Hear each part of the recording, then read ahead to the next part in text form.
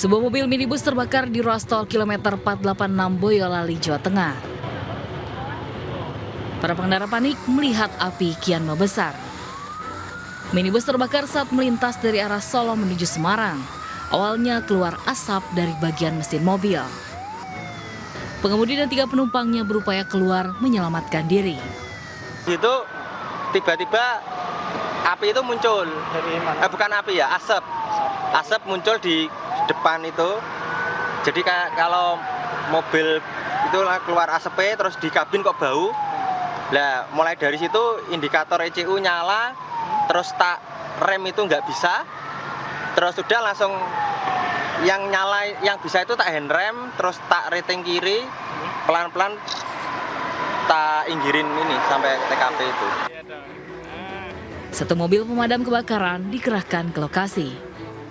Tidak ada korban jiwa dalam peristiwa ini, kebakaran sempat membuat lalu lintas di lokasi macet. Dari Boyolali, Jawa Tengah, Tata Rahmanta melaporkan.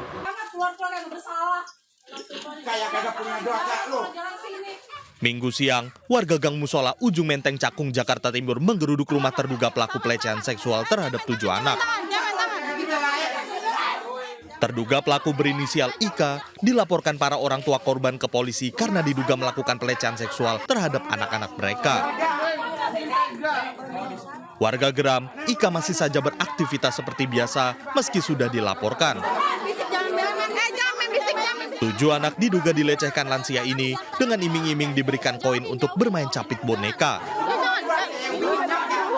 Ya, karena warga mungkin melihat pelaku ini keluar dari rumah gitu, kok enak banget, tanggapannya kok enak banget, kok dia udah salah, kayaknya santai banget gitu, keluar rumah, naik motor, belanja. Untuk menghindari amuk warga, terduga pelaku kini telah diamankan polisi. Kini IK diperiksa intensif Unit Perlindungan Perempuan dan Anak Polres Metro Jakarta Timur. Dari Jakarta, Rio Manik, iNews, laporkan. Pemirsa, kapal pengangkut cumi di Pelabuhan Muara Baru Dermaga Timur, Penjaringan, Jakarta Utara terbakar. Penyebabnya diduga korsleting di bagian mesin kapal. Ayah.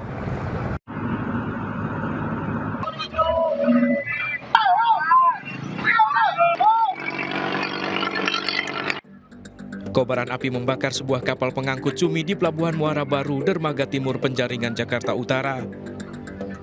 Kapal motor Bintang Mas Rembulan terbakar saat berada di tengah perairan di sekitar pelabuhan.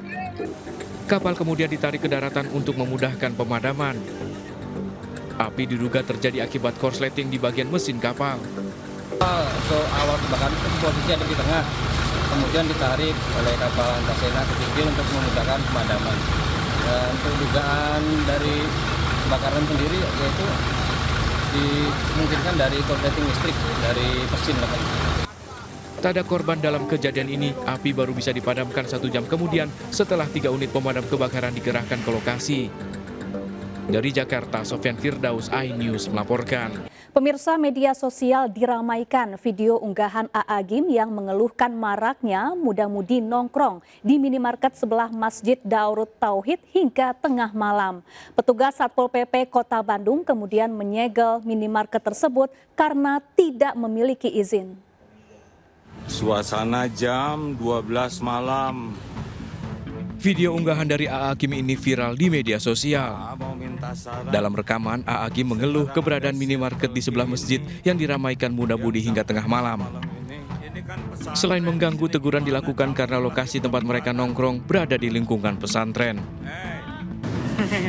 Merokok di pesantren gini kan nggak enak, pesantren. Keluhan AA Gim ini langsung direspon pemerintah Kota Bandung dengan memastikan minimarket tak memiliki izin dan langsung disegel. Dan berdasarkan hasil pemeriksaan kami di lapangan, telah terjadi 3 pelanggaran yang dilakukan oleh kegiatan usaha tersebut. Yaitu pertama, pelanggaran terhadap perizinan, kemudian juga terhadap gangguan tantibum serta jam operasional. Usai disegel, Satpol PP Kota Bandung hari ini rencananya akan memanggil pihak minimarket. Dari Bandung, Jawa Barat, Billy Maulana Fikran, iNews melaporkan. Polisi membekuk pelaku jambret di Kelapa Gading, Jakarta Utara yang aksinya sempat viral. Pelaku kerap beraksi di kawasan perempatan Coca-Cola terpaksa dilumpuhkan.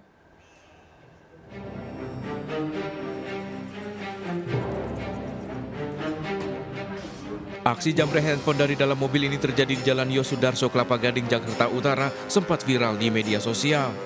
Pelaku dengan cepat beraksi langsung kabur bersama rekannya yang telah menunggu di jalur busway. Polisi yang telah mengidentifikasi pelaku langsung melakukan pengejaran dan meringkus pelaku saat berada di pinggir Jalan Yosudarso. Saat diminta menunjukkan barang bukti, satu pelaku berhasil melarikan diri dan terpaksa dilumpuhkan petugas. Hingga saat ini kedua pelaku masih dalam pemeriksaan di Polsek Kelapa Gading, Jakarta Utara. Dari Jakarta, Sofyan Firdaus, iNews melaporkan. Kita ke informasi lain, pemirsa. Banjir lahar hujan Gunung Semeru menerjang jalur aliran lahar Sungai Leprak. 4 truk tambang pasir terjebak sementara jembatan penghubung 2 dusun tak dapat dilintasi.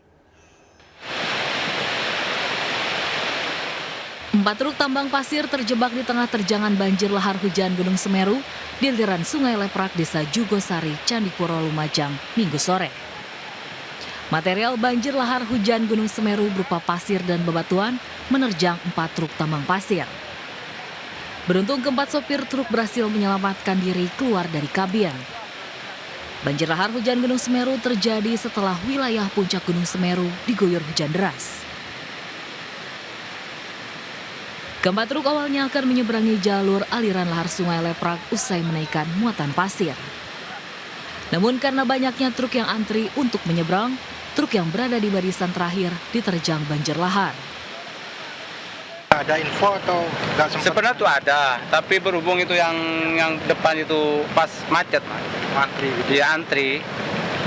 Tadi ada berapa truk yang banyak? Banyak Mas, sekitar ada 30, berhubung ada informasi dulu, dia jadi kabur. Besarnya banjir lahar hujan Gunung Semeru bahkan menerjang 3 daerah aliran sungai.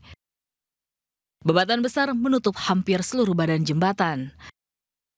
Akibatnya jembatan yang menghubungkan Dusun Sumber Langsep dan Dusun Sumber Kajar tidak bisa dilintasi. 137 kepala keluarga di Dusun Sumber Langsep pun terisolir.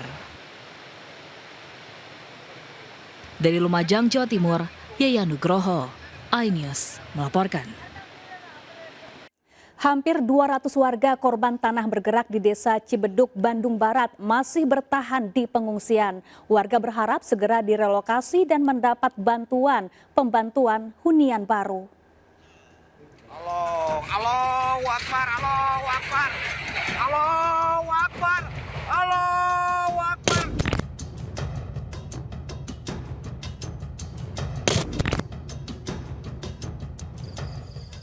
194 warga Kampung Cigombong, Kecamatan Rongga, Bandung Barat, termasuk wanita, lansia, dan anak-anak bertahan di posko pengungsian Masjid Agung. Warga korban tanah bergerak ini memilih tidur beralas tikar di pengungsian lantaran rumah mereka luluh lantak nyaris ambruk akibat musibah tanah bergerak. Malaman mendengar itu keras, runtuhan apa-apa itu yang di atas sekolah, yang di bawah rumah yang runtuh-runtuh semalaman teh. Jadi yang dikhawatirkan itu ya, Bu ya? Iya, itu yang dikhawatirkan. Walaupun ada di sana juga jadi nggak tenang ya. Sedikitnya 48 rumah di Desa Cibeduk, Kecamatan Rongga, Bandung Barat retak dan terbelah di bagian tembok dan pondasi akibat bencana tanah bergerak. Allahu Akbar, Allahu Akbar, Allahu Akbar. 10 rumah posyandu dan sekolah bahkan ambruk akibat tanah bergeser sejauh 4 meter. Sejumlah akses jalan juga amblas sedalam 10 meter. Dari penyelidikan awal, BNPB menyebut tanah bergerak akibat adanya lapisan tanah di atas bangunan SD yang tidak bisa menyerap air dan labil. Masih retak-retak gitu ya. Ini semakin hari pergerakan semakin intensif ya, sehingga ini terus bergerak. Pemkab Bandung Barat memastikan akan merelokasi seluruh warga dari permukiman. Dari Kabupaten Bandung Barat, Yuwono, iNews melaporkan.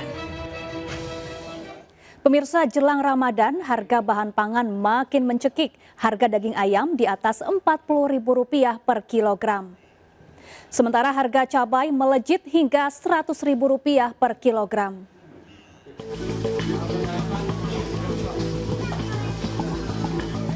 Kenaikan harga bahan pangan menjelang Ramadan terus berulang setiap tahun. Di pasar tradisional Badak Pandeglang, Banten, harga daging ayam potong menembus Rp40.000 per kilo, naik signifikan dari biasanya Rp30.000 per kilo. Mahalnya harga ayam akibatkan banyak pembeli yang mengurangi belanja. Kalau mau Ramadan pasti naik ini harga ayam. Ada pengurangan pembelian? Iya. Beli berapa ini? Sekilo. Biasanya? 3 kilo. Oh, 3 kilo. Selain daging ayam, harga telur ayam juga melejit signifikan mencapai Rp32.000 per kilo dari biasanya Rp27.000 per kilogram.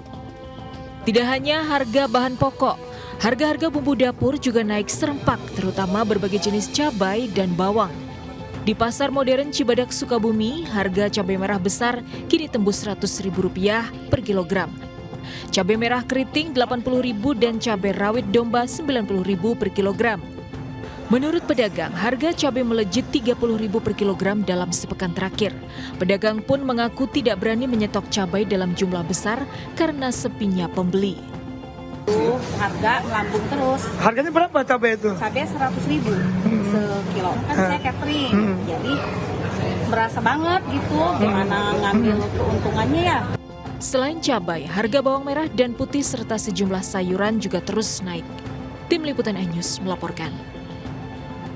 Ya pemirsa, jelang Ramadan, Pasar Tanah Abang mulai ramai pengunjung. Pembeli sengaja berburu baju, sarung hingga aksesoris lebaran dari jauh-jauh hari agar leluasa memilih beragam model terkini. Keramaian di Pasar Tanah Abang, khususnya di Blok A, sudah terjadi sejak pagi hari. Masyarakat memilih untuk membeli baju lebaran dan juga perlengkapan sholat lebih awal guna mengantisipasi adanya kemacetan dan juga adanya keramaian. Tak hanya itu, masyarakat juga menilai dengan membeli lebih awal maka akan membuat mereka untuk lebih leluasa untuk memilih. Adapun untuk tren baju busana muslim yang diyakini akan banyak diminati adalah yaitu gamis. Dan di belakang saya ini masyarakat sedang memilih gamis polos dengan warna-warna terang seperti warna biru, kemudian hijau, kuning, dan juga warna pink yang saat ini terus menjadi incaran masyarakat untuk busana lebaran nanti. Diprediksi keramaian yang terjadi di Pasar Tanah Abang ini akan terus terjadi mendekati Hari Raya Idul Fitri. Dan melihat keramaian yang terjadi di Pasar Tanah Abang, para pedagang mengaku omset mereka sudah mulai meningkat. Karena seperti yang kita ketahui bersama, para pedagang di Pasar Tanah Abang ini merupakan pedagang-pedagang yang sempat terkena dampak oleh pasar online. Dari Jakarta, Ayu Pratiwi, Oki Surya, iNews melaporkan.